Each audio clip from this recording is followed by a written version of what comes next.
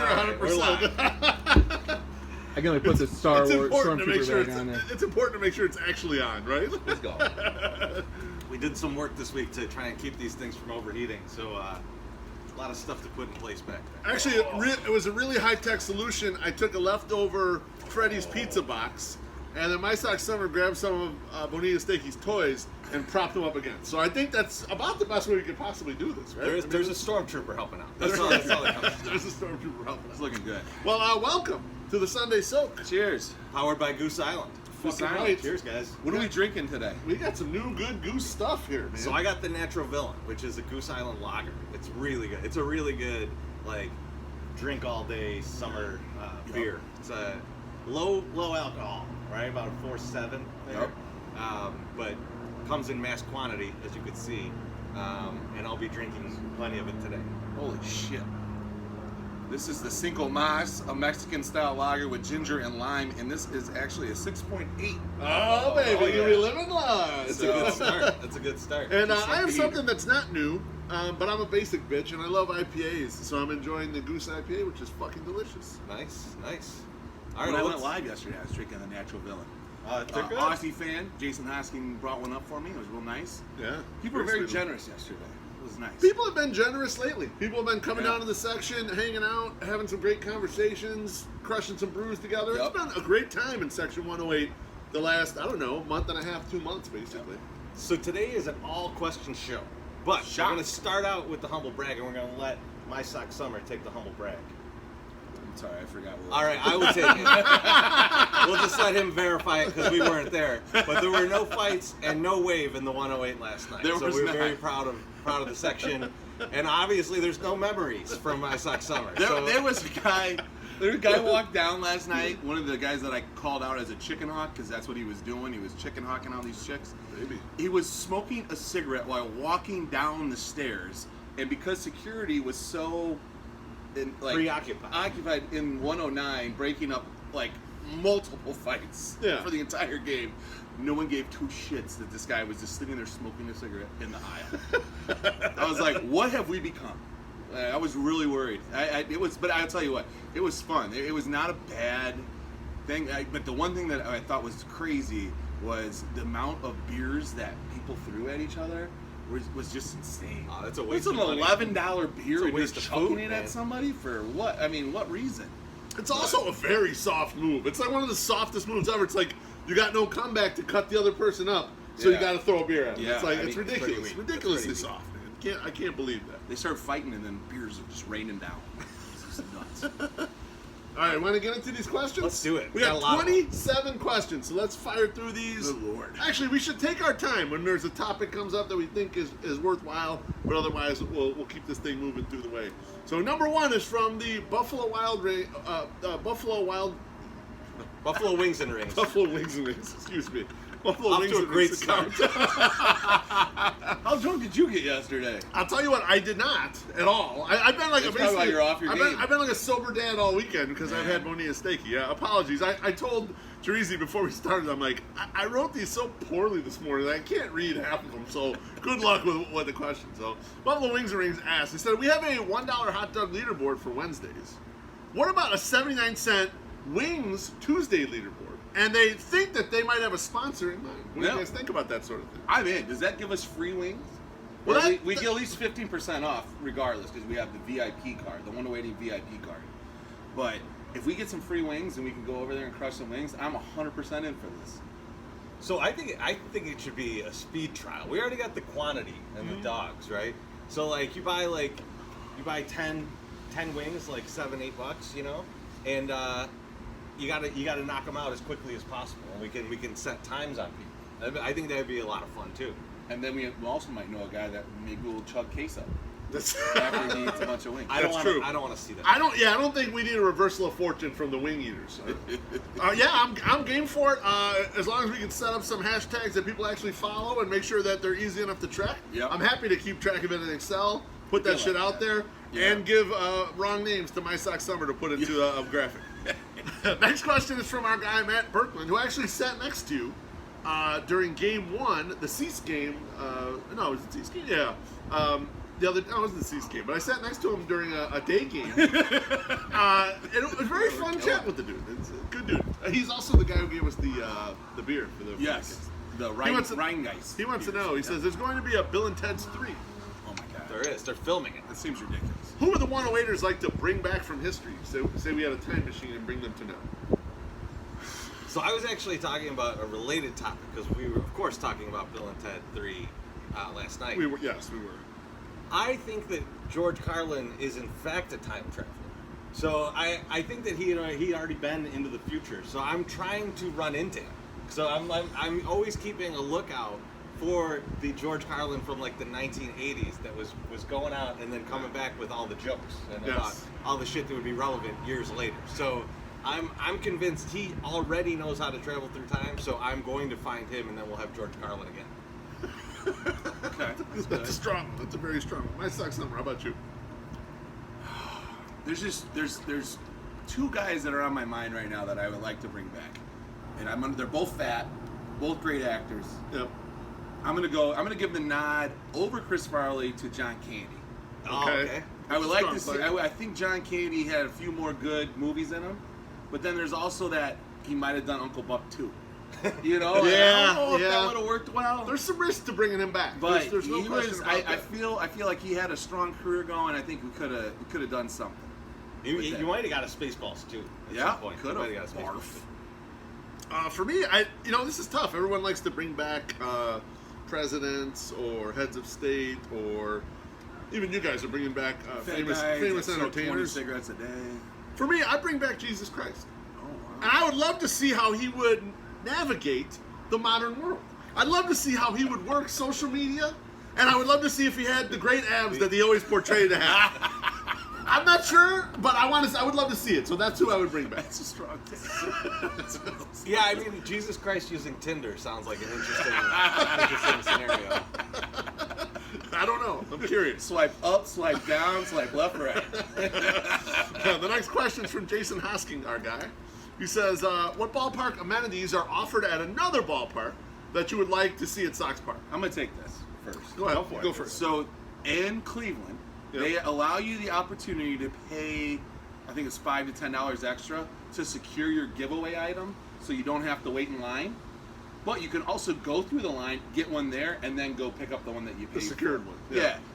I would do that in an instant. Okay. Because it would make things a lot easier, especially now since they're only allowing one per person. It would be a fucking Close enough. But yeah, We couldn't count on the umpire. The stormtrooper couldn't hold it. They failed us. Our phones might melt again, but you know what? Who cares? Bonita Steak. It's worth it. So I would do something I saw in Detroit, which they have different lines for entry. That's one nice, too. for like a season ticket holder, Yep. one for with no bag, Yep. and then one for like, if you have a bag and you're not a season ticket holder. Right. So I would like to see that. I think that made things a lot smoother going inside. I totally agree. I'm going to take one not from a ballpark, but from a park that I was actually at yesterday, and that's Brookfield Zoo. Brookfield Zoo gives you discounts for absolutely fucking everything if you're a member.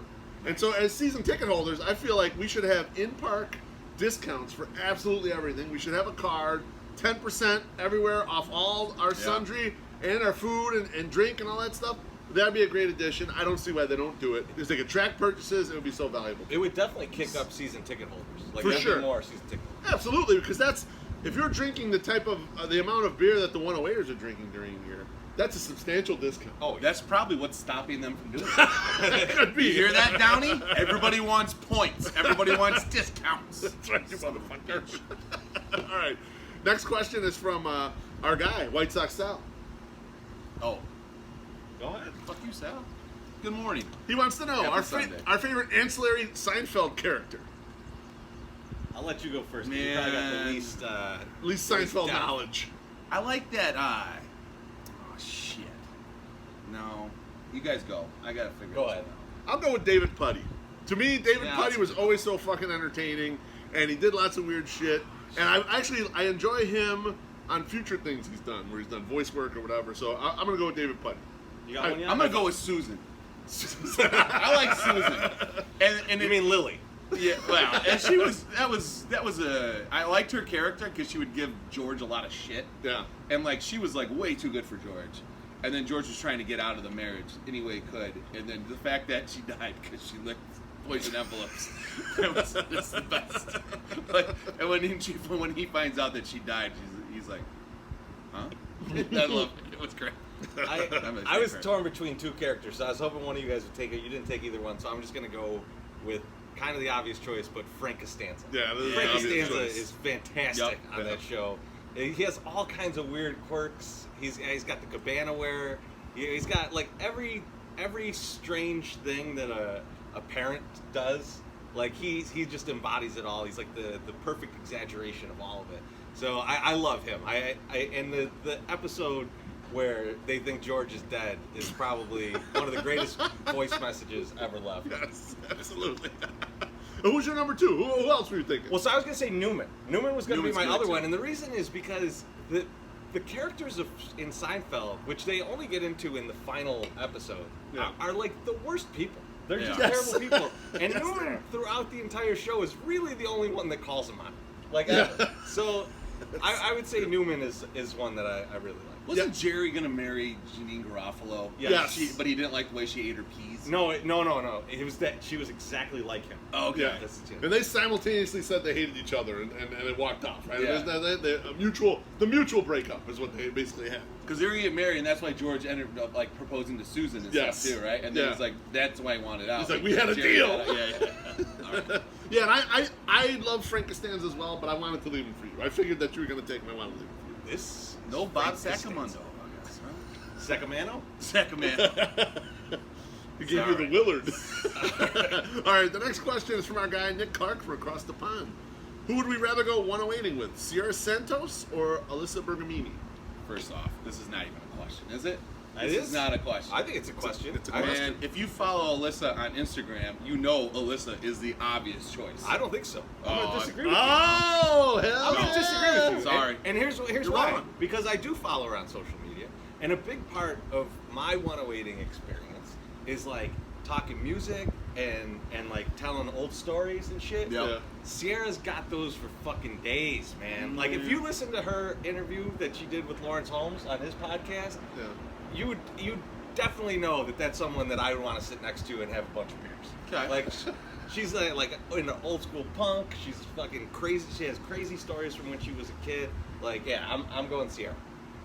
I'm with my side somewhere. I'll go Alyssa. Next question is it's from Southsider. He says, "Is a Cheeto a chip? And if not, what is it?" Nice catch. Saved. I saved Flags it. lost, but that's not Save it it. an A. Well, fuck this. Is this left So go? is a Cheeto a chip? I have an answer that's gonna kind of fuck with people. Okay, fine. I'm gonna go first. A Cheeto is a chip. In fact, chips can come in like a potato skin is also a chip. Do they even I make potato skins have a anymore? wide band for my. Wait, I don't think like they make the those bag anymore. potato skin? Yeah. The bagged potato skin. How do you pick that one out of all of the chips? Because it's or what, like odd because chips? it's not exactly a chip, but it's a chip. in my Frito. opinion. Like a Well, Frito's a chip. No, exactly. no, it's not. And let me tell you something. This is where I'm going to give you guys Okay, the information. okay. Fritos and Cheetos are actually meat. They are in the meat food group. I've toured elementary schools to find this out. I spoke with the head people at the FDA. They're meat. Air mark. They're meat. If you're a vegetarian, you've been eating Cheetos and Fritos, you fucked up. You fucked up. It's meat. It's 100% meat. We want everyone to go and check out Treasy's TED Talk about how Fritos are meat. It's So enjoy. I got a little sweet microphone attached to me. It's wonderful. But on the other side, it looks like another microphone. It's just a Cheeto. And what do you say about chicharron? Chicharron's meat. It's fat. I mean, so yeah, it's got to be meat, right? Right. And so it's not a chip. It's not a chip. A non-chip. It's a Chicharron is non-chip. not. Wait, but you're saying that meat can't be a chip, which Yeah. I'm not sure I agree with. No, meat I- can for sure be a chip. There's I chip agree. beef. I agree. There's categorization differences between what the underlying chip is actually, but they could all be chips. So let me throw this out at you. I think chips can only like potatoes are the only things that become potatoes and tortillas are the only things that can become chips. That's the two categories. And don't tell me Fritos are a fucking tortilla chip because I won't do anything, but I won't agree. You'll be visibly upset if they say that. All right. Cheeto's definitely a chip. The next question is from Darren Brown, who I met the other day. He came out of the gates firing on $1 hot dog day, 7 hot dogs. I checked out him like the 4th inning. Good Lord. Then I ran up there and checked out him again in the 8th inning, and I said, "How many, Darren?" He said, "Still 7." He was shaking his head and he was sweating. So I think 7 might be about the outer bound for Darren to eat hot dogs. So, but his question That's better than me, man. That's better than me. his question is, what's your favorite sabermetric and why? Wait, do you have one? No. Okay. No. Do you know what a sabermetric is? Yes. Okay, all right. It's an advanced stat, right? Yes. So- Yeah. So I for don't know, me, like OBS and WAR, BWAR, and FWAR. You got it. Yeah, Suck some my of dick that shit. WAR. Yep. Yeah. I was hoping you would say 108 core, but you know, We gotta get that we haven't going. introduced it We yet. have to get that Yeah. going. So Well- mine is a combination of a couple, which is the and it's not maybe my favorite. It's just something I look at a lot because this team has no pitching, and I've been looking at like who could be a good pitcher to come in, right? Yeah. Who do we want free agency? Who do we want to look at? And with the park that we're in, and with the way it plays in the summer, 2 key statistics that I look at a lot are fly ball percentage and ground ball percentage when I'm judging a pitcher. Which is why a guy like Marco Gonzalez, Yeah. people are like, hey, the Mariners might be willing to move him to get if you take some money from all these other players, they might be down.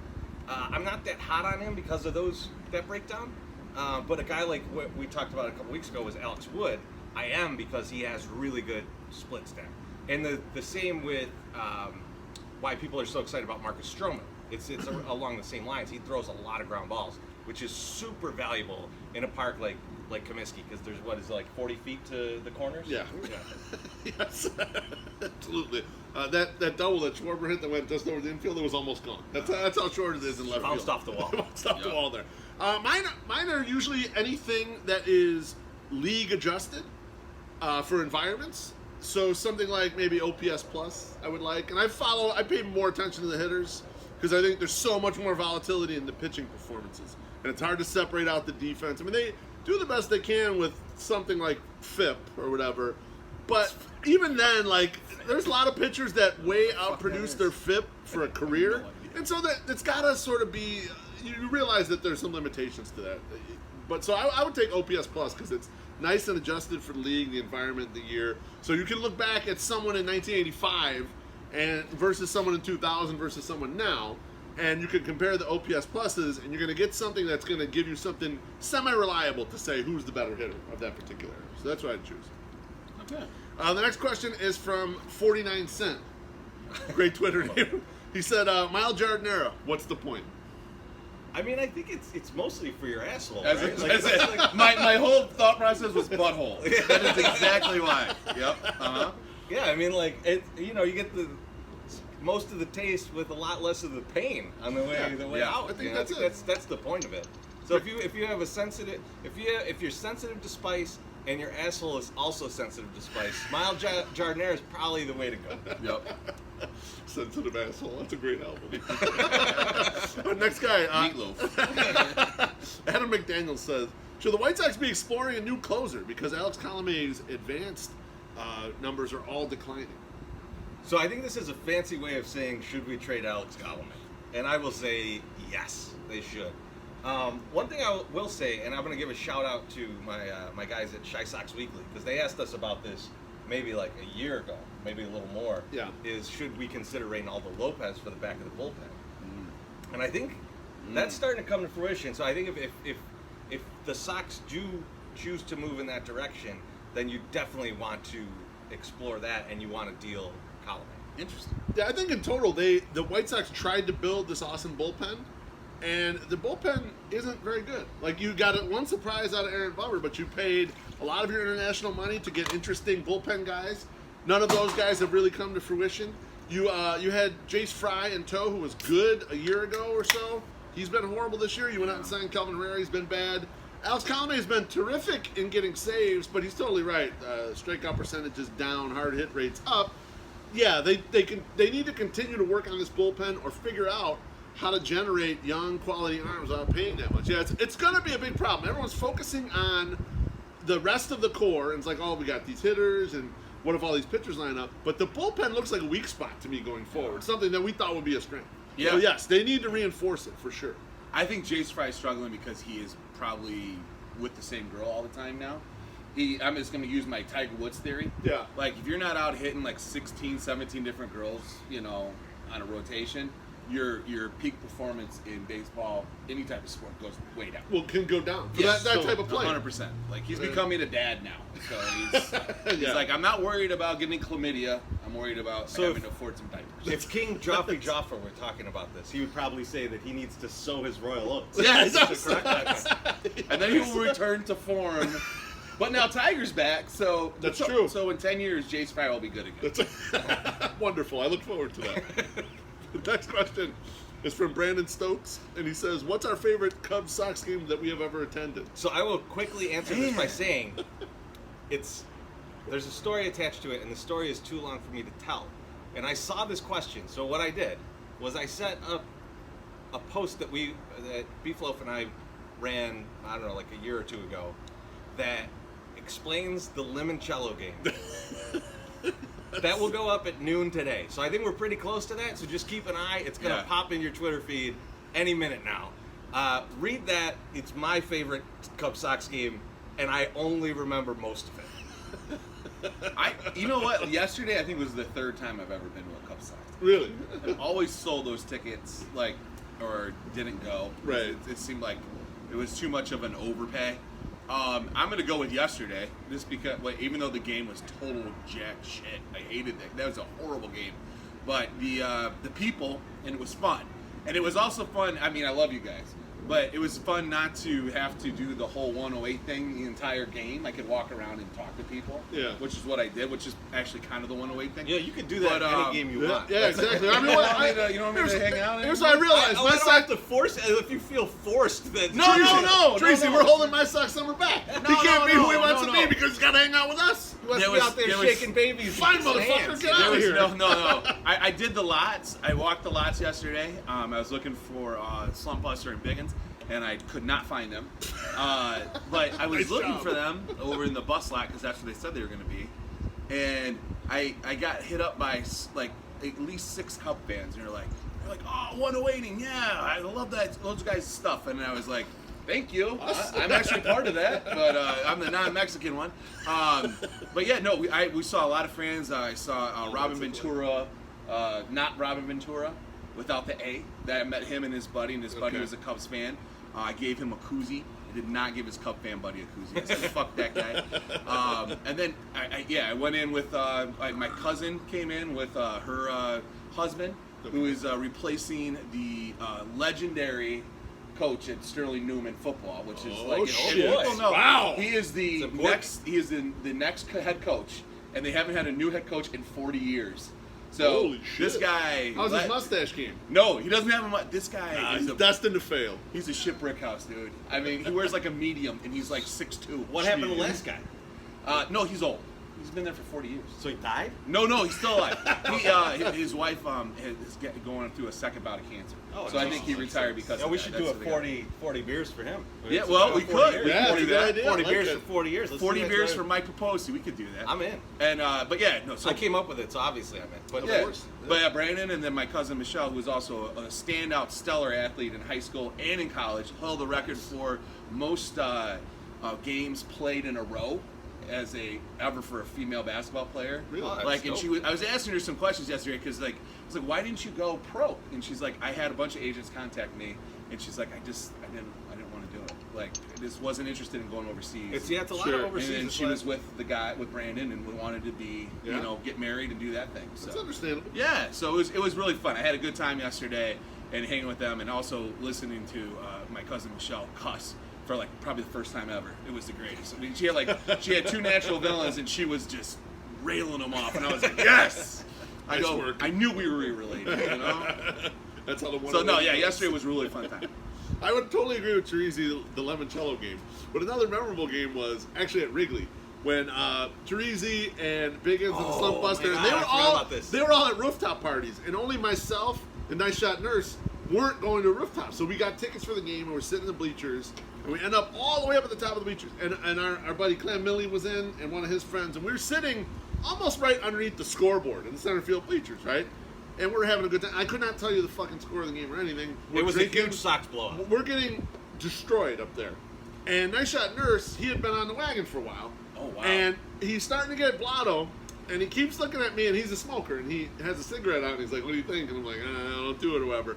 So I left for a little bit to go get a couple hot dogs. And as I'm coming back to the seat, our buddy Clan Millie goes, yeah, your friend, he got thrown out for smoking. I couldn't leave him for 5 minutes. He had to light up a cigarette and fucking throw it out of the place. It was a good time. We had a good time at the bars afterwards as well, if I remember correctly. All right, next question. This is a dual question because it's similar stuff, and there were actually a couple other questions that sort of mirrored these. Yeah. So first, it's Juan Uribe's Cup. What would our walk-up song be? I think we covered these things We've recently. done it. So let me change this. So go back through all that stuff, Billy, and figure out. Because we did walk-up songs before. Yeah. Let me do a little. Let's do a twist A on it. little twist, a lemon twist. What would your closer music be? Oh shit! We did that too. I don't think we did closer music. I thought we did. I think mine would be Einema by Tool. Ooh, that's a good one. song. That's a good one. I think I would go Burn by 9 Inch Nails. Okay. Because you got a little Strong. more time. When you're a closer, you're coming in. Yeah. So like I'd be coming in and then we kind of like, just kind of the build up and then like it blows up at the chorus. Like Yeah. I think that makes a perfect closer song. That's strong. What's that other Tool song? 40 by 2 or 46 and 2? 46 and 2. That's a good one, but I'm not gonna go with that. I'm gonna go with 99 Problems by Jay-Z. I think that would be my closer song for sure. My walk-up song always. Would you get him to High Five at MF or 5 by Local H. I mean, forever and always. Would you get Jay-Z to re-record it for you and make it a save ain't one? Yeah. No, I still want it to be a bitch because like I got 99 Problems, but that bitch ain't one. You know what I mean? Like, yeah, that's how I'm thinking. I got you. I'm pretty hood, guys. So I don't you're know if being you know. disrespectful to the hitter, right? Yes, That's how that works? yeah. Okay, You're got it. dissing him. You're Calling that- dissing. You're dissing. calling that guy Okay, bitch. got it. Yeah. And the other part of this is Aloha Mr. Hand wants to know what would be our perfect 108ing soundtrack. I took this to mean like what album would you like to be 108ing? Oh, like I took it as album? what soundtrack would you like to 108 to? See, I you could go there, but soundtracks are pre-made, sort of like specific to that thing, whereas like an album is a little wider now. Well, I'm gonna use the soundtrack. So, Okay, you go for it. Judgment Night. No, so I thought so. Like we like I recently posted about Judgment Night soundtrack, Yeah. and then I was talking to some people on the internet about the single soundtrack, which is also fantastic. You did leave But- that out. but I don't know if why I- you did that. You're Well, a dick. well, I was widely available. I was contemplating using it in a later Oh, okay. post, so that's All right. why it made its way out. See, Reservoir always Dogs thinking, was always thinking. alongside that, but the soundtrack that I was like, oh man, you know what? Like if I'm gonna be drinking all day, I'm kind of old school about this. I love listening to classic rock, like, and it just always brings me back to that. You guys gotta look this up because I can't even fucking explain it. I don't There's a even know where you're commercial for. This is back when they used to sell like albums on TV, Oh, and it's like man. two fucking old hippies sitting outside a van, and they're like, "Hey man, it's that Freedom Rock. Oh. Well, turn it up." That commercial is so fucking good, but it's also exactly what I like to drink to. So I'm gonna go with the Almost Famous soundtrack. Okay. Which is Oh, just like okay. straight classic rock, and the only new tracks off of it are written by Nancy Williams and then performed by, I forget who is all in the band that performs it, but they are Stillwater. But Okay. it's a legit band. That soundtrack is a really good one to like just drink through the whole thing. You're gonna love all the tracks. You know all these tracks. They're just like, it's like just top classic rock hits. It's just really fun. That's strong. I like that. Nice Sock Summer. You want me to go next? Yeah. I'm thinking sound. When I was thinking about this, I was like, what's an obvious album that is a party album? Something that you can listen to all the way the fuck through. Great tracks, one after another. And for me, probably the best album that has no clunkers, in my personal opinion, is Appetite for Destruction by that's Guns a N' good one. Roses. Yes. Good one. That is a great 108ing album, That's in my a- opinion. Great it's a- 108ing soundtrack. That's the hottest of takes. That is. That's pretty good.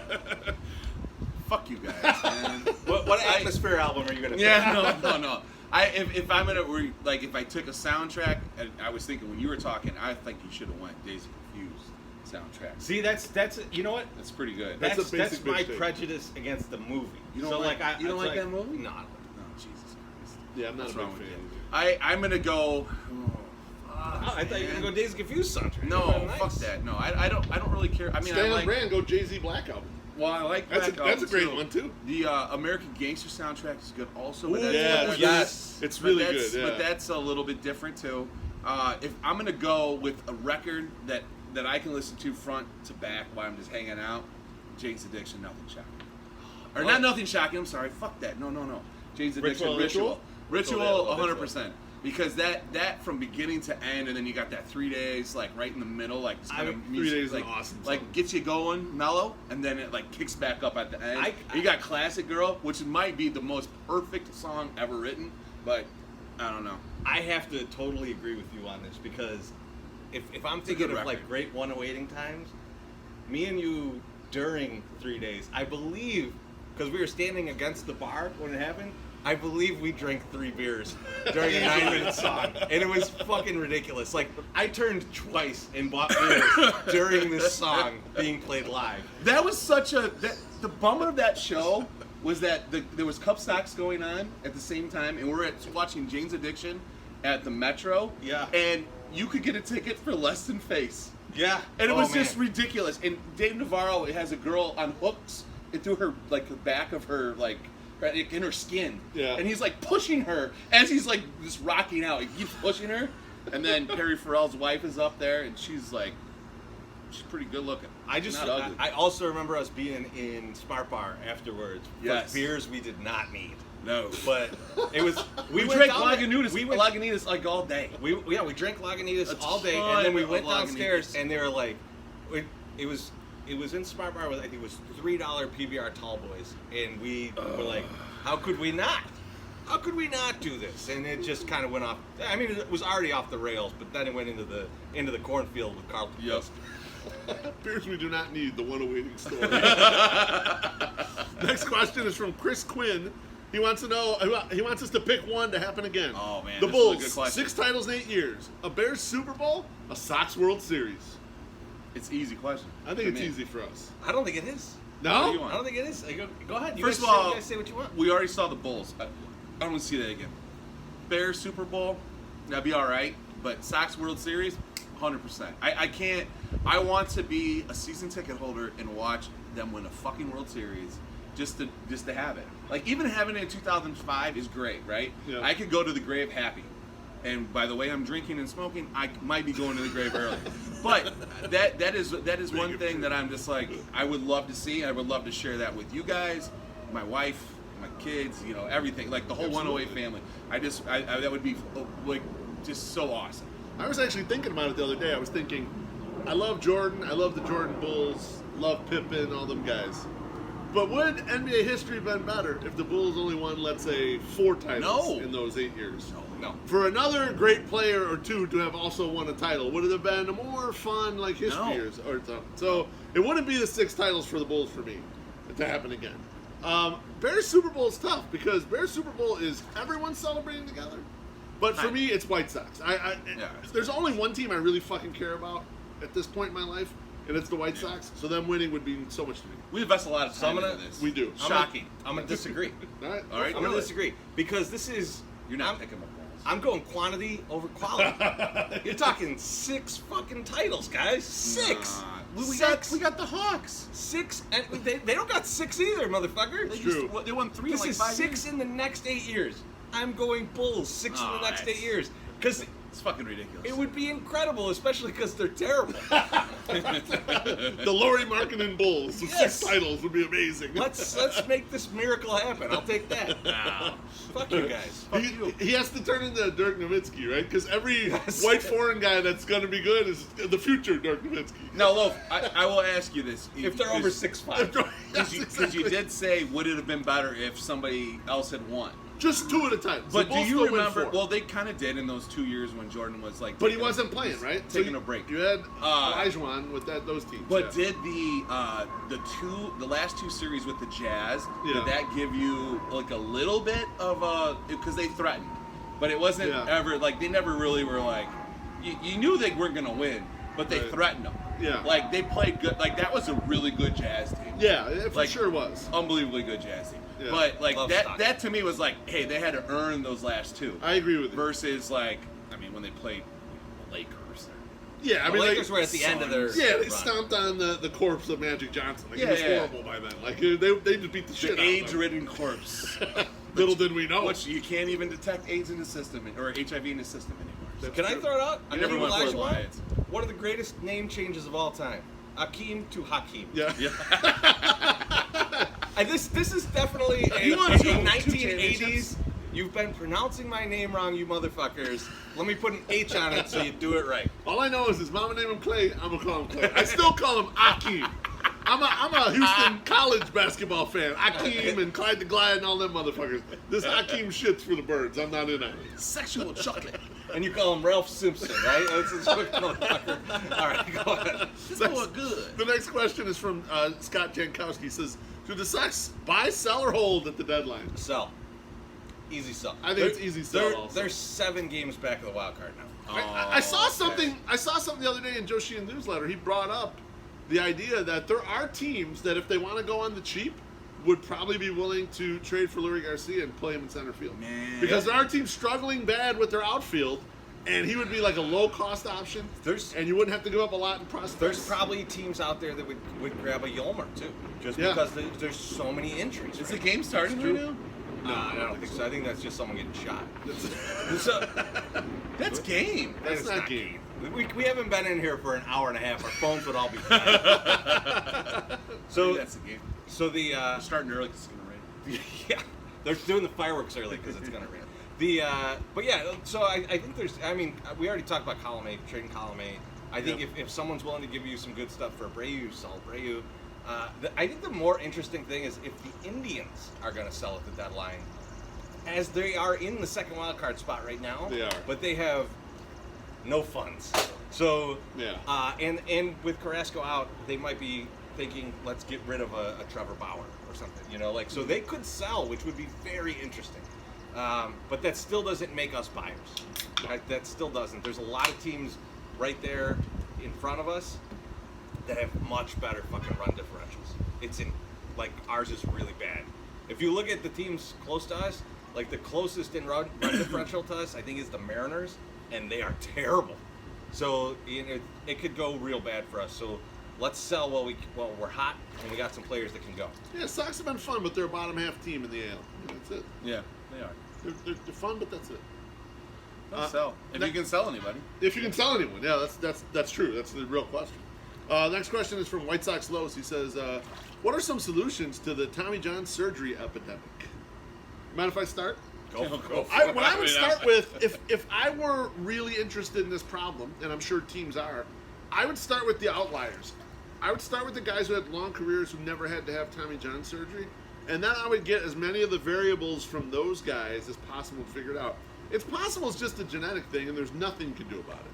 But it could possibly be training regimens, or there could be specific markers, like any sort of health condition. There's certain markers that would lead you to believe someone is more or less likely to get Tommy John surgery. Now, it may not affect you in any way, shape, or form, because now the surgery is successful such a high percentage of the time, teams might not give a fuck.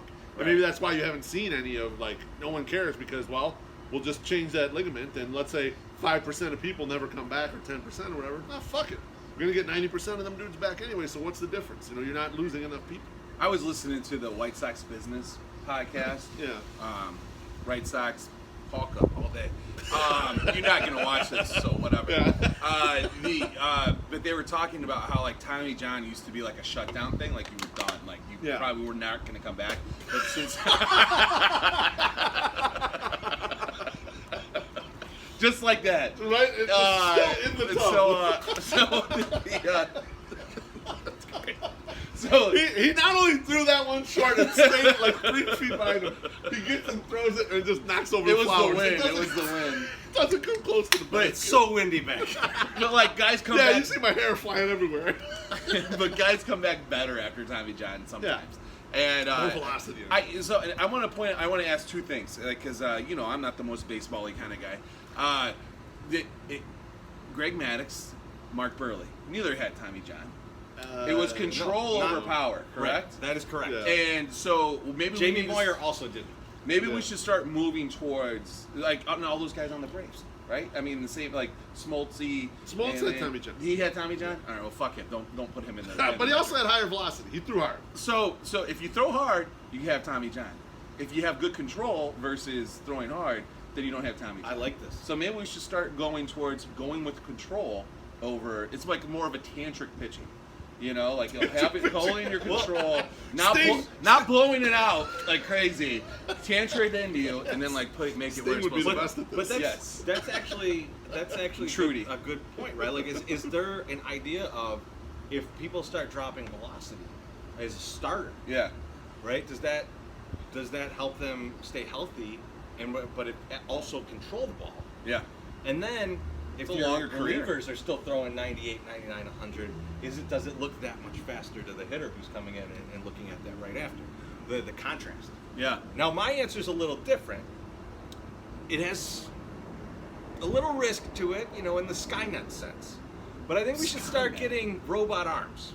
Start putting a couple robot pieces in there and see how that goes. Do a little metal elbow, with some gears and stuff, instead of these weak ligaments that tend to snap.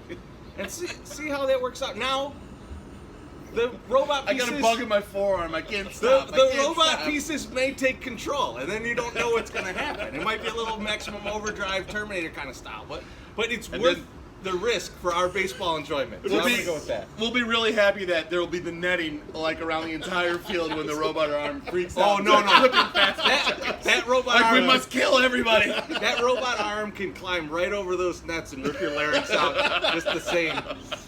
This reminds me of that. Have you guys seen the little video on Twitter of that machine that's bowling and it does like this with the bowling ball and fires that fucking bowling ball and the pins just get absolutely devastated everywhere? That's what I'm envisioning happening. I think that's fake. I don't care if it's fake. It's funny looking. It is awesome. You're right. It's totally awesome. All right, the next question is from RC. And he says, it's a bit of a longer one. It's a very good question. Stay with us. It says, rather than raise funds through paying for content, the 108ers have decided to sell merch. He said, which I buy and display proudly. Do you feel this is a business model that will continue, or are you going to hit us up for Patreon at some point? So can I hit this one? Yes. Can I hit this one first? I hit this one because I have very strong feelings about it. So if you guys have followed this, I worked in the music industry. I've been in bands for a long time. One of the things that I was most regretful about doing as a band member was we did a Kickstarter for a record, putting a record on vinyl, to the point where I paid people back because I didn't feel comfortable with how it went. Right. So loser you have in that band. So I just did. I did not like the way that worked. I did not like the way that felt. So I'm not for us doing like a Patreon thing because I don't want to feel like we owe anything to you guys. Yeah. We want to just give you guys what you want when you want it. Like this. And so I want to stay all the content to stay free. I like doing merch because I think merch is fun, man. If you've gone to a show and you really like a band, goddamn, you want to wear that shirt. Yeah. Like you want to don that shirt. I love doing the koozies. Me and My Sock Summer and Beef Loaf to some extent are always thinking about like what are different products we could come up with that people would really enjoy and really kind of embody what we do, right? We want it we love everyone, but we are truly a drinking culture in the one way. I mean, it's kind of obvious. Just a little bit. But so things like koozies and bottle openers, those are easy things for us to say, like, yes, we should definitely do this. Yeah. But there's a lot of other stuff we want to get into, and we will be getting into over the next couple months and the next couple years. And I hope you guys keep buying it, and I hope you keep enjoying it. If you get something that you're like, this is a bullshit item, I don't want to see this ever again, tell us, man. We got thick skin. Just fucking give it to us. But the content, or just don't buy it. In my opinion, should always stay free. Should always stay free. The meager profits that we make on the merchandise goes to pay for the hosting of the podcast. Yep. And it goes to pay for like that. I mean, that's basically it. Yeah. And like our small designs, some little bit of equipment that we use for some of the stuff. Yes. We bought some. Yes. And top rings mostly. So it's like most of the money that we do that comes back in gets put right back out into a new T-shirt. We do not do print on demand because I feel like that's garbage. And I feel like it's trash. Not to trash anybody that does that, But we just want higher quality. I'd rather have something high quality, and I also like to order from some guy that's in Chicago versus some guy that's wherever, like Sri Lanka or whatever the fuck. Yeah. Or Sri Lanka. I don't know. And I think that the people that like the guys that print here, you know, they're in bands too, and they just care more about the printing. Yes. Right. Right. So yeah. you get a better quality item. Fourth Shift Printing is who we use, and it's a guy from Off With Their Heads, and I got hooked up with him through the guys through Smoking Popes, which was just a really odd thing. Like they had made a shirt. I like the shirt quality. I said, "Where do you get this printed?" He goes, "Oh, it's so and so over at Fourth Shift Printing. You should know him." I was like, "I don't know him." And so he didn't know us. He doesn't really like sports, but it worked out really well. And every time we print something, he's like, I don't understand what you guys are doing, but I like this. Like, he really liked the Slayer logo shirt. He thought it was really hype. It was like really good. He put it on his Insta, and we sold like 3 of them because of that. But yeah, no, and I hope that the content stays free. What I want everybody to do out there is to just promote us to your friends, have more followers, because if we have more followers, we have more listens, we have more of this, then we can start getting some more sponsors, and then they can start putting more money into it. Correct. And then it would just make everything cheaper. Yeah, then it's different. Like, I mean, that's where we're probably headed. I feel like is we want to sponsor like a Goose Island or whatever, you know, to do this kind of stuff. Like, you know, give us money for the Second City picks. Yeah. They give us, you know, they bought sponsored, you know, ads and stuff. If we have 10 more of those guys, we'll be great. That's right. I guess I'm slightly different than these guys. I'm not totally opposed to a Patreon model. However, I do agree with them that I'd like all the content to remain free. So there are Patreon models where people can give to it just as a, hey, I support this cause. I want to be part of this. I'm going to give you some money. However, you don't get anything particularly special. You just sort of get the same content everyone else gets. And I feel strongly with them about, I just want everything that we do to be out there for everybody. I would think like something for us, a Patreon model would only work if we were giving you something of like enormous value that we think everyone shouldn't get. But like a coffee mug. That's not no. Like if let's say Teresi and I, you know, we built some spreadsheet that's going to help you win fantasy baseball league or something like that, right? That I would be okay with selling you via Patreon model. But we don't sell those. We make them, but we don't sell them. We don't sell them. But so that's sort of the idea. Now the sponsorship model is where we're going, because that's what I like. The merchandise has a limited upside, right? There's only so many of you that are going to buy a Wave Sucks T-shirt, you know, and that number is growing, and that's good, and it's nothing to seize that. But the sponsorship model is where it's going.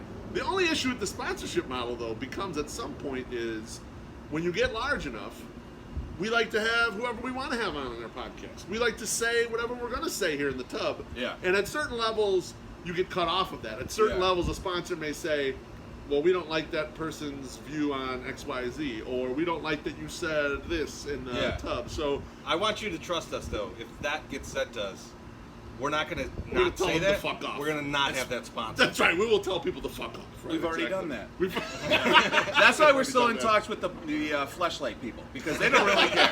Yeah. They really don't care. We can say whatever we want. They like what we do. And it's but they want molds, and we're not willing to give those up. We want a higher price if we're going to do that. And that's to say nothing for people that use the Patreon model. 6'7". It's perfectly reasonable for people that that fits their business model. For us, this is not. Oh, and there's guys that use the Patreon model that give content that we could never fucking produce. Yeah, so, of course. Like, yes. it's totally cool. Yes. But if you were like, hey, I want to give to your Patreon, just go buy 5 koozies from our site.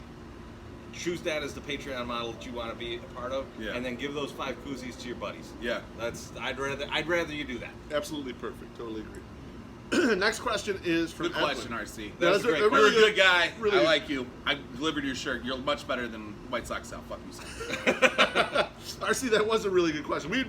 We'd love more of those types That's of questions. That's the first time we've even talked about this. At least openly like that. We've discussed certain things, but we've never really had to put it on the table like that. This is what we want to do. Yeah, we've never really done that. Absolutely. So that's interesting. You guys all saw that live. That's absolutely right. So Robot Arms is the. Edwin says, with the Cubs going to a network that's likely going to make the viewers pay more, and with the terrible way they've handled the Addison Russell situation, is now the time for the Sox to go out there and grab back half of the market share of the fans. I feel like it's happening. Fucking right. I feel like totally it's happening already. I think it's starting to happen. Yeah. And but now I will say this: I wanted to write a blog about this, and this might be not the best time to talk about it, but I want to separate your team and your owner from the politics that the owner has. For sure. Because I don't think those are interchangeable. And I didn't like some of the guys that were writing in the Shrib about how I'm not going to support the Sox anymore because they're going to allow Trump people to come into the Wrigley Field. I don't think that's fair. I really don't think that's fair because I'm sure Jerry Reinsdorf is doing some shit that would just boil my blood. But he's not being outwardly about it. Right. And he's not saying it because he's a smart businessman in that aspect. The Ricketts don't give a fuck because they got shitloads of money and people are going to go to that goddamn shithole over on the north side regardless. So it doesn't matter. I mean, in some respects, hiding it from you is worse. Being out front and just saying this is who I am. I guess is almost like a little more honest. Make your decision. Yeah, just like if you want to say fuck me, you can because I think this, and it's a little. I'm not saying I agree. I don't know. Yeah, if I say somewhere I agree with your point completely.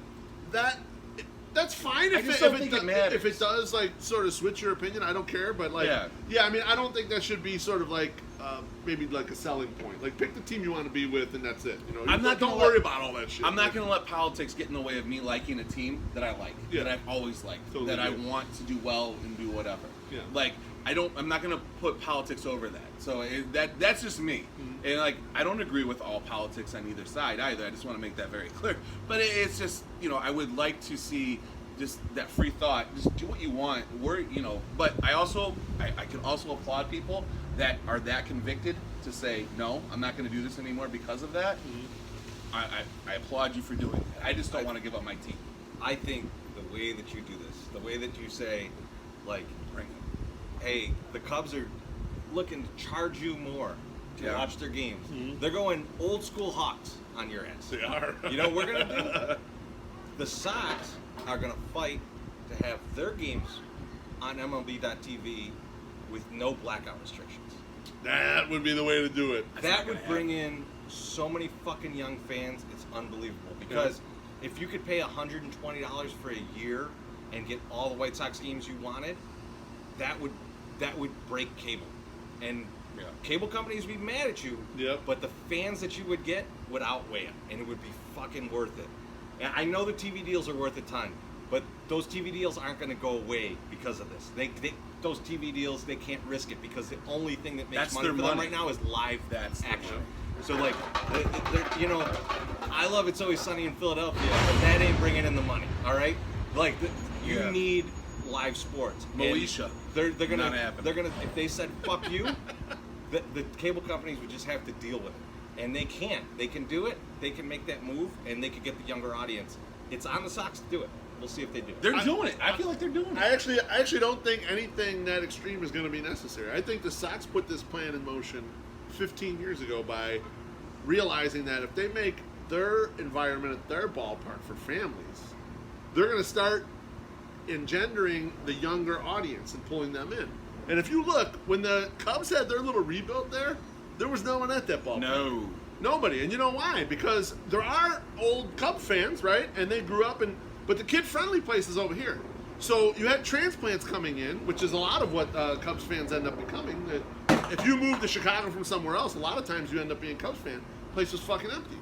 They're sort of like raising the price on everything, changing what they want in there, which is a higher income clientele, and that's fine. That's their choice. But they're going to shut out a lot of the families. And the families have been coming here for years. And they're going to keep coming here, and their kids are going to have a great time. And then guess what? Their kids are going to have fun at Sox games. And as they get a little bit older, old enough to be 108, I'm going to regret this, but they're going to continue to have fun at Sox games. So I think the plan by the group over here on the south side was put in place a while ago, just sort of waiting for something opportunistic. I think it's starting to happen. Yeah, no, it is. And the Sox have upped their... The Sox have always done really good at game day stuff. Like, it's A+. Yesterday, there was no lines yesterday. Like, it was, unless you went to the east side of Gate 5. But you could walk right in, for the most part. And then going to get your food and stuff, it was simple. The worst thing, bathrooms. So, but they put the porta johns out in the. Oh, good. In the That's thing. good. On the ramp? So yeah, the ramp that was awesome. That's And good. so you could get in there, and then it was like this was funny. Last night there was like 9 people for the first 2, and then there was like 1 person in the last 2. So I went over the last 2. I got in like 13 seconds, and all these guys were like, "What the fuck?" And I'm like, "Well, you're stupid. Like there's 2 other ones right here. Like you don't have to be right there. It's not like the bathroom where it's like we gotta wait for next in line Ned. You know, fuck that shit." Can't you see? Yeah, but no, I think the Sox are poised to take over this, and I think they're going to be fine. The next question is from Sox supporter. Oh shit! He says, "Should we be concerned that Gio's worst performances have been when he has been in the spotlight?" Can I go first? Yes. His worst performances have not been when he's been in the spotlight. I'm not sure if you watched 2018, Giolito. All those performances were horrible. All right, so don't dwell on two out of the 4, really tough opponents he had this year where he didn't have great performances.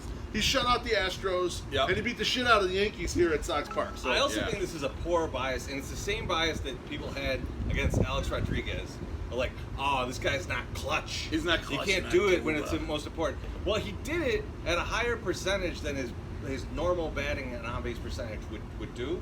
So he did, but people just choose to not recognize that. Yeah. They choose to see the times that he fucked up because they have this image of him. And I know we all have this image of Gio as being like kind of soft mentally. He's so not. maybe he can't do it during these times.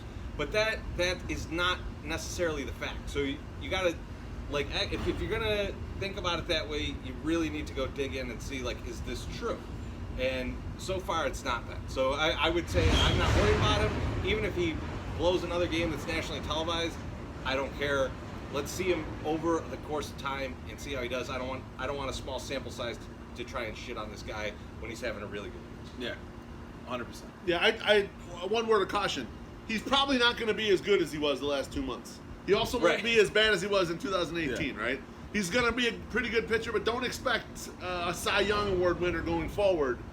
Just expect a good pitcher. That's Yeah, probably yeah. what you're going to get. Let's get a solid pitcher. Let's I get don't a even want a solid good. pitcher. I don't even want a And- good pitcher. I want a solid. Just give me a pitcher. solid pitcher. Judging by the handle, I think he's on our side. I think so, of too. This argument. So like I'm not yelling at you. I'm He's a yelling at good other shit. people. Don't worry. That Sox support. He's a good shit. I like his Yeah. account.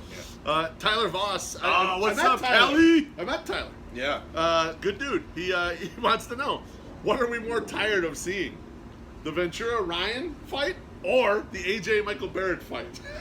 I suck summer. You want to go first? So I liked how he phrased the question because he said the AJ Barrett sucker punch. Sucker punch, Because yeah. it was 100% a sucker punch. Yes. Because like AJ didn't even and AJ didn't even drop.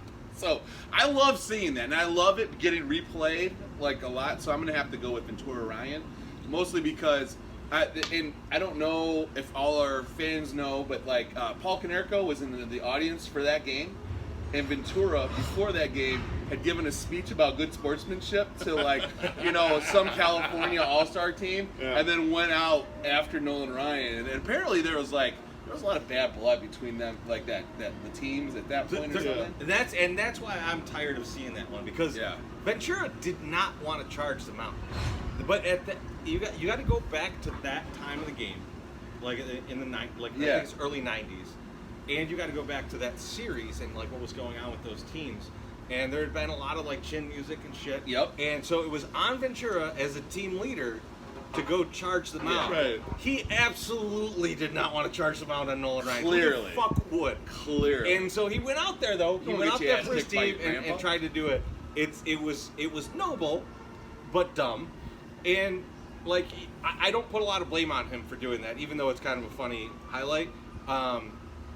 So I'm gonna say like just I don't need to see that one anymore, even if I posted a bunch. I can't believe we're in lockstep. Yeah, Ventura Ryan, for another reason too, they cut the video at the point in which Nolan Ryan's giving him a noogie. They don't go further, in which Rob Ventura flips out of that shit and pushes Nolan Ryan out of the way.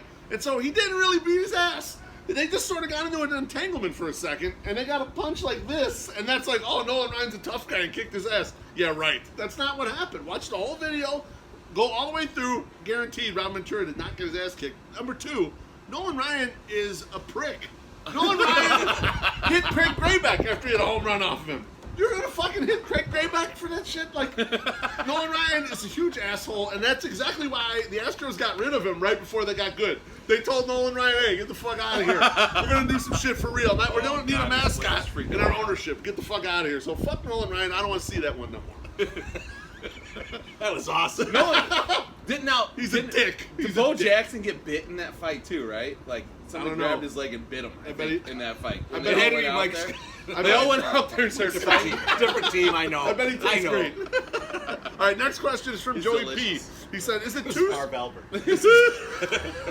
I saw Joey P. and Mrs. Joey P. It was a yesterday. national game. It was awesome. No, Marv Albert. I'm trying to read. How I'm dare going to you? answer this yes. I'm going to answer this with a yes before it even started. Shout out Joey P. Is it too soon to call Zach Collins a bust, or is he just not getting enough playing time? Dreezy. It's way too early. Like 9 at bats. Now, a couple caveats with Zach Collins. There's two, okay? yeah. Number one, Zach Collins cannot hit left-handed pitching. All right? He has not hit it all throughout the minors. He struck out off the lefties at a 50% clip. We were talking to your lawyer last night. He couldn't believe that was actually a real stat. He's like, did they know this before they drafted him? And I'm like, I think so.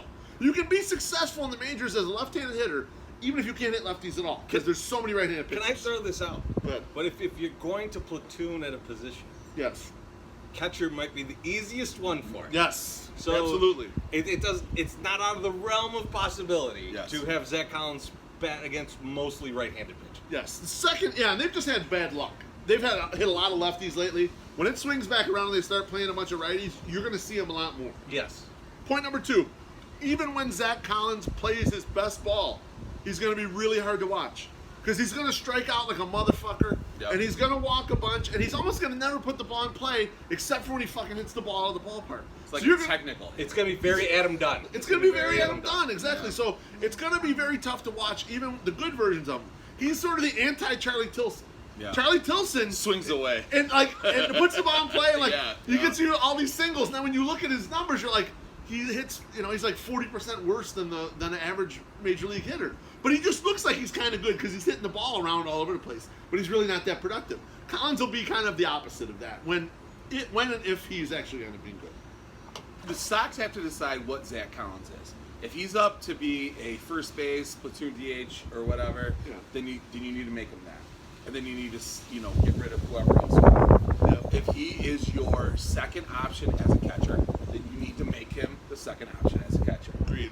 He has to be defined who he fucking is, because right now I don't think it is defined. Yeah, because I like what you're saying. Like, there should not be a Polka Collins fight right now. Agreed. Me and Right Sox should not be fighting over this, because first off, Zach Collins looked out striking in the 9th inning, for Christ's sake. I mean, that's ridiculous. But reverse. He is that wrong? Was that the wrong? You said he looked out striking. Yeah. My Just bad. flipped it. Sorry. Okay. Well, Cinco Mas. You're good, man. But no, I think they need to define who he is. Because if he is a backup catcher, make him be a backup catcher. And fuck Wellington Castillo, but Wellington could come up and probably still hit too. Or if you want to make him a DH, make him a fucking DH. Don't make it right in between. Like they're just right now, they're like kind of like, just a tip, that kind of bullshit. Like it's just fucking either fuck them or don't even do it. Yeah, let's get to the next question. Sorry. I did like the interchange between you and Tom. That's something we should talk about in the podcast this week, because I've got some. We're gonna bring him some on. thoughts. We're gonna get Tom. He needs to come on the podcast. He needs to come on, and he wants to. Jupiter Force it. Yeah. All right. Let's call him by the name he wants to be known. All right. The next question is from Dave Marzellik. He wants to know who smokes more cigarettes, Jim Leland or Gene Honda. I said Summer is the expert. You gotta tell us. The only time I've ever seen Gene Honda well, not the only time, but one other time. Most times I've seen Gene Honda are outside Sox Fest just chain smoking cigarettes with his sister. And then he's like, check out my Hawks rings. Because there's a little bit of a problem. Like, Gene never got a ring. As a, for the Sox? No, he never got a Sox ring. Wow. But he got every single fucking Hawks ring. That's wow. It's a not little cool, Jerry. I don't That's know. kind of bush right there. I don't know how that is, and I don't know if it's been fixed. But yeah, he doesn't have a Sox ring, so that was always a point of contention with Mr. Honda. I'm not going to bring up the people that did get one that probably shouldn't have got one over Gene Honda, but I would just say Gene probably should have got I gotta be honest, my sex number's a little bit of a Gene Honda stand. I Would like you it. say that, Tracy? I would say It's a so, little bit yeah. of that same? I And love you it. and I like Gene Honda fine, but you know what? Lately, anytime they're honoring someone at the game, he's just showing up about that. The description is so long, and it's Can I- like, can- what's up, baby? Can I disagree? Go for it, yeah. Because like it was probably a couple weeks ago. There was a game that Gene Honda could not do. Yeah. I don't know what else he had going on, but there was another. Yeah, there was that another guy's, guy. that in guy's there. not that good. Awful. Awful. Not that good. And yeah, I'm sure you're a great person. You're a good person. We don't know who you are, but you're a good person. I'm sure you're great. You're not great at this. You're not Gene Honda. Maybe you should smoke more cigarettes. This But is Gene- this but Tracy- segment but Tracy- sponsored by Marlboro Reds. what Tracy's saying is, go be great at something else. We don't want to hear your voice. Gene is 100% a Marlboro Light guy. I just want everybody Gene's to know. got, Light. Yeah. Gene's got great pipes. There's no Uh, question about it. I just That's think, why he keeps it going. I just think he meanders a little bit sometimes. Just Gene, just do you, and we don't need to hear all the extra shit. Just get right in there and do that shit. So you know? Gene has a bobblehead. And 2 years ago... and that smokes too, doesn't it? No, it talks. It talks. The cigarette just bobbles and ash falls off. He came off the elevator at Sox Fest like 3 years ago. I had two of them there, Yeah. and he was with one of his handlers, and his handler he goes, Whoa, Gene Honda has handlers? Oh, yeah, I'm no, he's changing my got a answer. guy. He's got a Changing guy. my answer. He's got a guy, and he comes in. He's like, Billy, you set this up, Billy. You know, whatever. And it was so funny. I was like, no, I don't know who the fuck Billy is. Please sign my bobblehead. And I did. He did. He did it really awesome. Oh, it was awesome. I worked with a guy that actually grew up with Gene Honda, and he was like, we were north side. They were north side, and Gene was always running around in a Sox jersey. So yet another fan that is like in the park, And like the working doing what they want to do. That's cool. That's so cool. yeah, and Gene Honda hustles his ass, dude. He works for the Big Ten. He works for the fucking Hawks. He works for Yeah, everybody. he does NCAA He does what tournament he- shit. yes. I mean, he does everything, man. Yeah, he's that guy's a big main voice for job. everything. Yeah, good job, Gene Honda. All right, the next question is from KC Bundesliga. He says, Illinois just legalized weed and sports betting. Should the next thing be open nudity? And he had some other, like I couldn't fit on the whiteboard. He had some other thing about shouldn't people be able to have their ball sex out? I was thinking, no, I don't think so. I don't want anybody seeing my dick. No. I'm gonna go out and disagree. And the reason is the first two on that are choices. You could make a choice to do these things, to enjoy these things. Right. If you want to enjoy open nudity, that's still your choice. It is, yeah. They But got places in Indiana You you go can go do somewhere that. and you Yeah. go enjoy it, but in general public, the other people don't have much of a choice in it. So No, they I really- would go against it. So I'll meet you in the middle. Let's legalize prostitution, No. and then people can Attaboy. pay to enjoy open nudity. And it's not Patreon, but we may be available. I felt like it was weird to answer this question half naked in the hot tub with two other guys. So, yeah, I'm going to agree with you. This is My short answer is no, and I'm not agreeing on the prostitution thing because I don't want certain tags thrown at me that I've heard thrown at me before about what I am or am not. So I vote no on that. All right. Next question is from. Next question from Michael Donovan. He says the best steakhouses in Chicago where you don't have to wear a sport coat. Man. Michael, I'm going to let you know something. You don't have to wear them at any. And any of those, I was going to say, yeah. Tell your Jimmy Butler story. Oh shit! Tell your Jimmy That's right. Butler story. That's right. That's Right. a perfect So- answer so- for this question. So sometimes we'll get together, people, and go out to steakhouse. So Treasy and I, Not me. I don't get invited to we this met. shit. Well, no, you didn't. I don't have any money. And Dr. Feelgood, the three of us went out, Mastros. We're just like Yep. gonna have a night out, just hang out, have a steak, maybe go have some drinks in River North, whatever.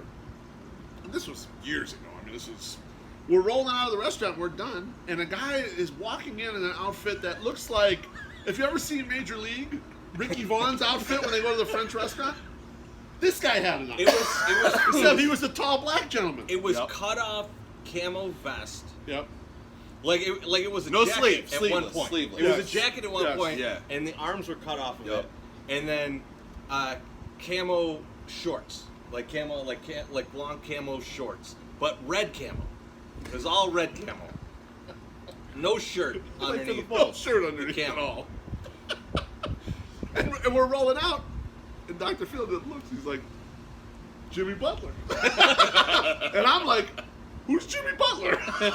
Because it was like maybe the year after the Bulls drafted him. Right. Like, he wasn't playing or anything very much on the Bulls. He was before he was Jimmy Buckets. But anyway, you can wear whatever the fuck you want to any of the steakhouses in Chicago. As long as you got money. But what's our favorites? I know Chicago Cut's terrific, and it's actually a spot where you're going to see some celebrities more than likely. With the aforementioned, I mean, it's hard to go wrong. Like Mastro's is great. Even the old school joints. Damn, you like Giorgetti's. Gina Giorgetti's is fantastic. I feel like you're gonna get whacked in that place. It's fucking awesome. You do. Let me throw a little hidden gem at you guys, and this is gonna be at my expense because I like to try and get in there, and there's no reservation, so it's tough to do this.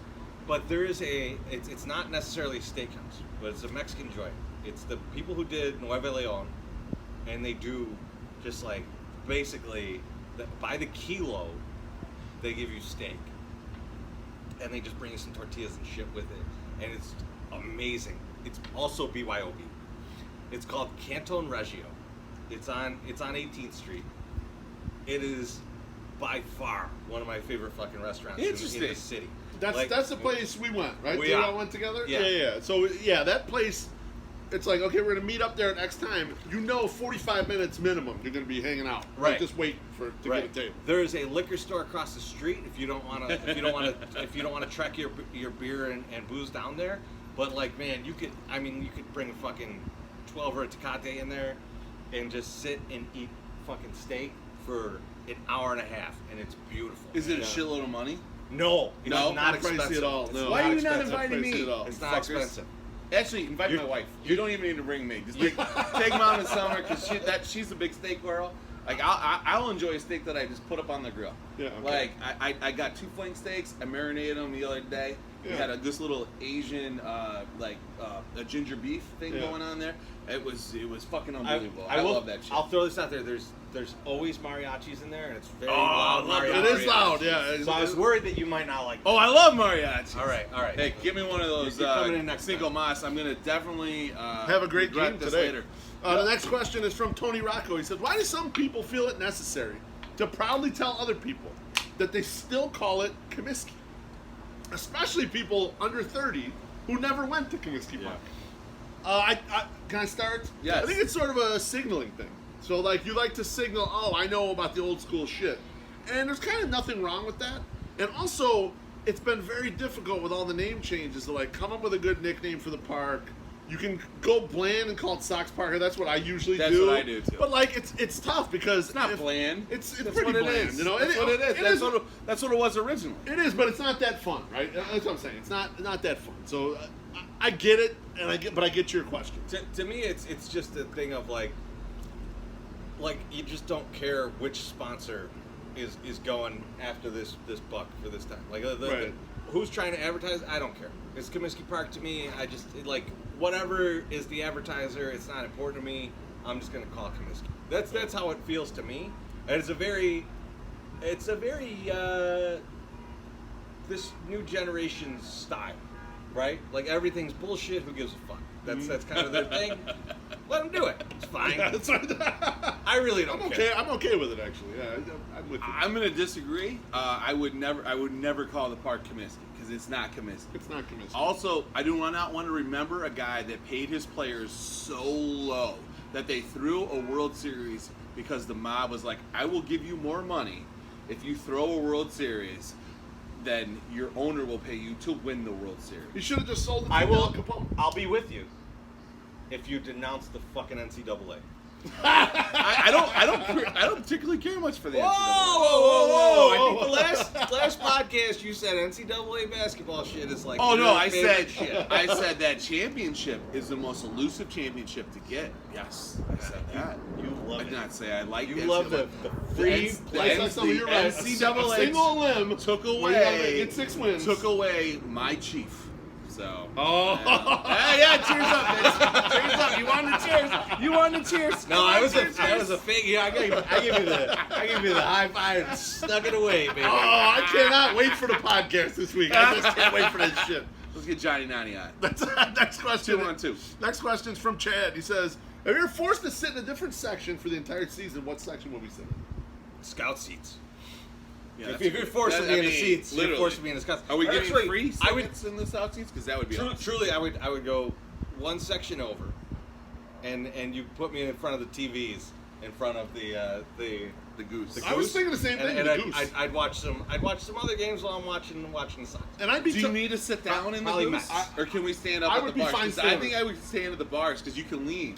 I would enjoy End of that. season. That'd be fine. I look a lot skinnier too. End of season. I need red zone. So let's get the seats. All right, so we get one chair down there for the TVs, and then the rest will be standing for the. That's round. I like. Sounds that. That'll work good. Okay. Next question is from Dad Socks. He says, "My sock summer is very nice teeth. Are those dentures?" They are not. Teresi, can you go first? I will go first. I'll say, I have not open mouth kissed my sock summer in probably In a while. 15 months. So I can't tell you if those are his dentures or not. But last time they felt like real teeth. All I know is if he's holding back gum jobs from Teresi, there's going to be hell to pay. You're fucked. Well, he's not apparently. Well, we don't know. That's what we got to find out. All right, hold on, guys.